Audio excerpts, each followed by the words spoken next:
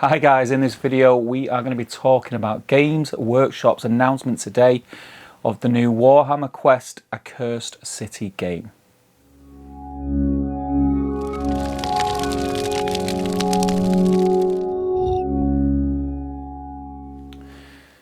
Hi folks, how are we doing? Steve here. I hope I find you all very, very well.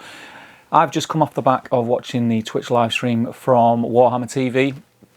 As any of you guys who have seen any of these videos before, especially the last one, I started up a conversation about what we thought the reveal was going to be in today's Twitch stream, and now we have found out it is going to be another version of Warhammer Quest. This version is called A Cursed City. I'm very, very excited about this. There was a lot of rumours, a lot of speculation about what the game was going to be.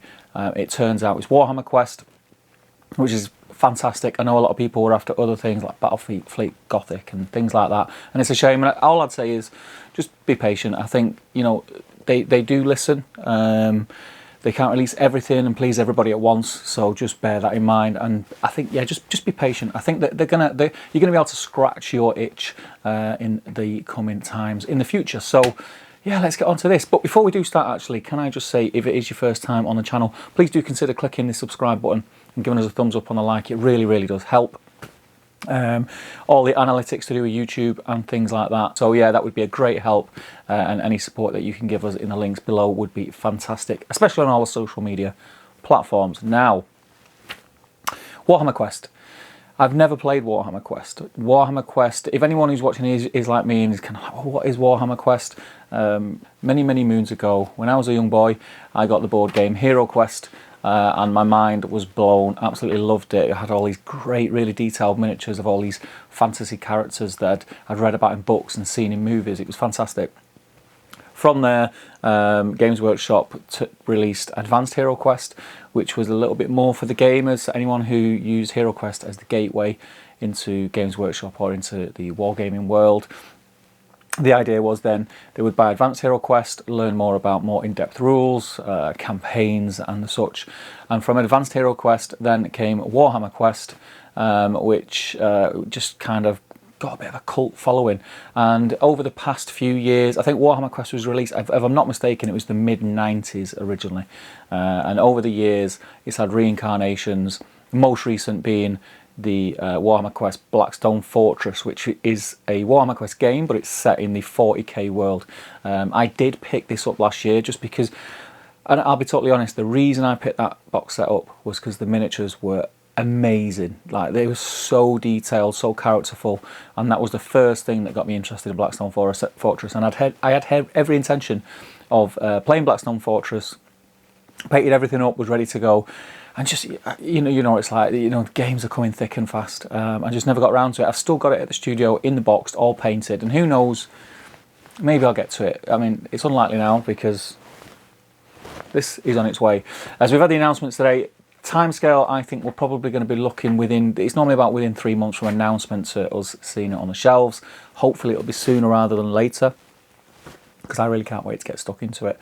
So, Warhammer Quest: Cursed City. What do we know so far? Not much is the honest answer. A few little snippets that they've let us know are a couple of the characters. Jelson Derek is one of the good characters. He's a witch hunter.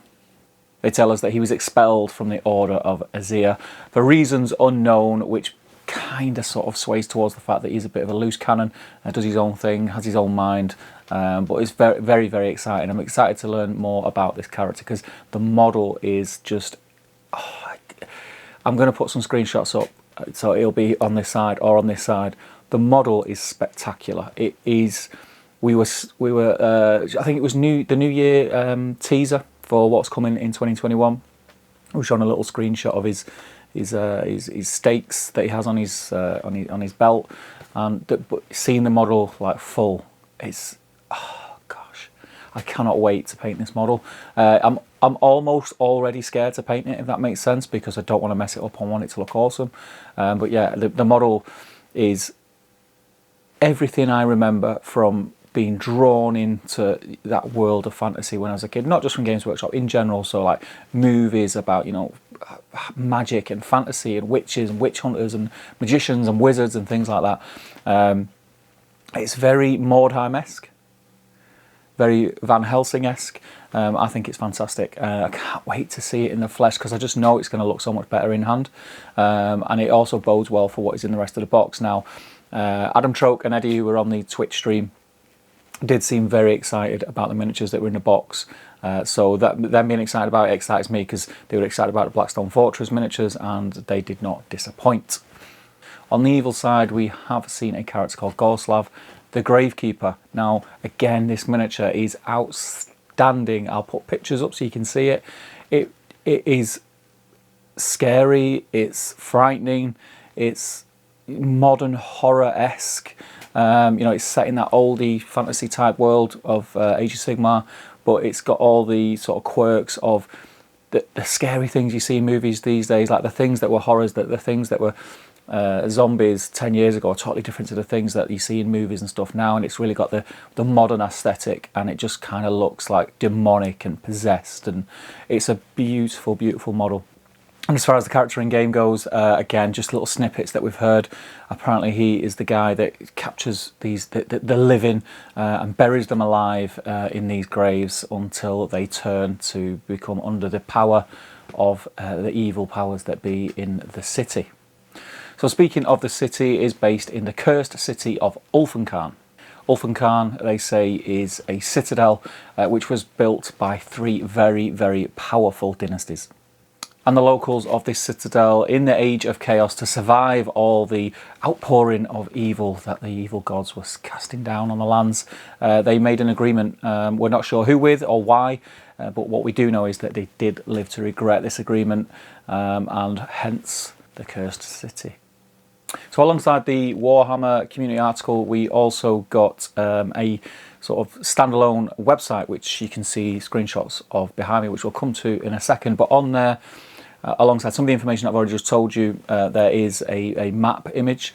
And on that map image, there are different locations which are pinpointed. Some of them are blacked out and have no information yet whatsoever, and I'm sure as time goes on we'll get to learn more about the different locations. But there are a few places, and they are namely Van Alten Skydock, I've got them wrote down here, so I'll have to have a look. Hangman's Copse, Geist Gate, The Clot, which sounds like a really horrible, horrible river or stream, Shadowed Crypt Halls, and the Corpse Gardens. So all very spooky and eerie, and just really adds to the image that you create in your head of what this city is like. And it's going to be really exciting to explore it. I can't wait. So already I am all in. I mean, I want this to release this tomorrow. This is something that I've been really needing, I think, in my hobby life. Yes, at the back of my mind was Mordheim. I would love Mordheim to come back with a new rule set, freshened up and just more slick. But that wasn't to be. I'm not worried about that. We do know that the old world is coming back, and I think Mordheim will be an offshoot from that further down the line, a couple of years at least. So I'm not overly worried. You know, this is going to take up a lot of my time. I'm 100% having this on the channel. If it's anything like Blackstone Fortress, there's going to be single player modes. There's going to be a lot you can do with campaigns and things like that. And it's the RPG element, which I think is going to be a lot of fun. I'm hopefully going to get a group of us to film battle reports from the campaign.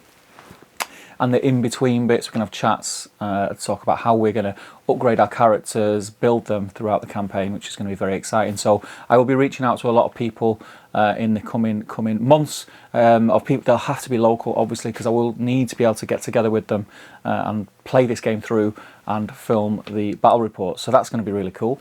So if you are local and you know this either A, grabs your attention, or it's a game system that you have followed with Games Workshop and you've played before, the Warhammerquest rule set itself, you might have had Blackstone Fortress and played it through, please do get in touch.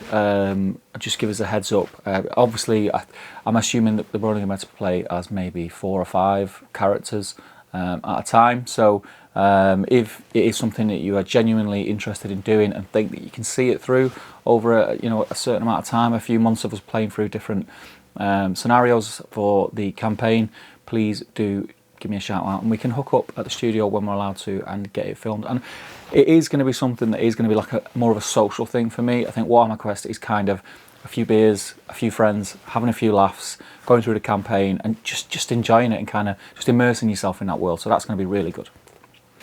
So if you do go to the website, which I suggest that you do, and subscribe to the newsletter so you get all the information straight off the press, you will see that, again, the 2 characters that I've mentioned, we're shown them, and there are some blank spaces which are yet to be revealed. But we do have a bit of a sneak peek of what we can expect. So if you look here behind me, this is one of the shots from the video for the promo of the game.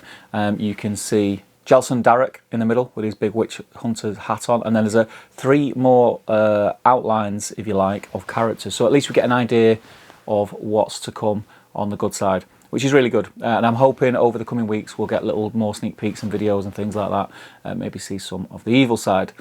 There's been a few things on the internet and on Facebook which I've seen, which we were teased a vampire warband for Silver Tower, which looks amazing, by the way. I think I'll be picking them up just to paint and have them on my shelf because they look fantastic.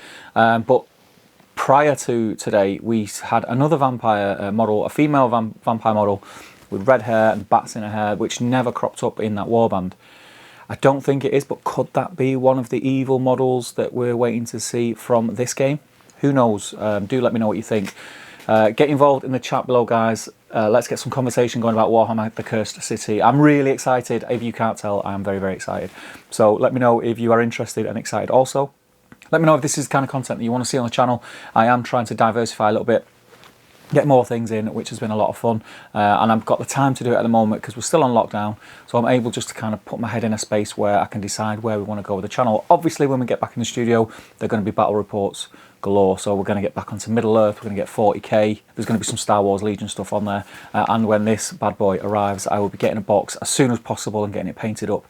And I will be featuring it on the channel because it is pretty much before Middle Earth, before Games Workshop even existed and had the IP. It was the fantasy stuff of Games Workshop that always caught my eye. And yeah, I'm right there. I'm not a huge fan of the Age of Sigmar world, but this could be the thing that kind of drags me in, kicking and screaming. It's right on my street. So people, like I say, do get involved in the chat. Let me know what you want to see. And also, don't forget to join us on the Facebook group. If you're not there, if you search Top Table Gaming Community, you will find it. It's an amazing group. And it is full of hobby and chat and banter and, you know, people talking about games and lists and what they're building. Anything you can think to do with our hobby, there's chat going on there. So people, please do get involved. Now, I'm going to shoot off. I'm overly excited. I'm going to have a cup of tea and a sit down on a bar of chocolate and digest as much of this information as I can. You guys stay safe and keep supporting the channel. It is amazing that I have such a following at the moment, and I'm just going to keep doing what I can do to push the channel forward and bring you as much content, quality content as I can. So people, I'll see you soon. Take care. How cool is that?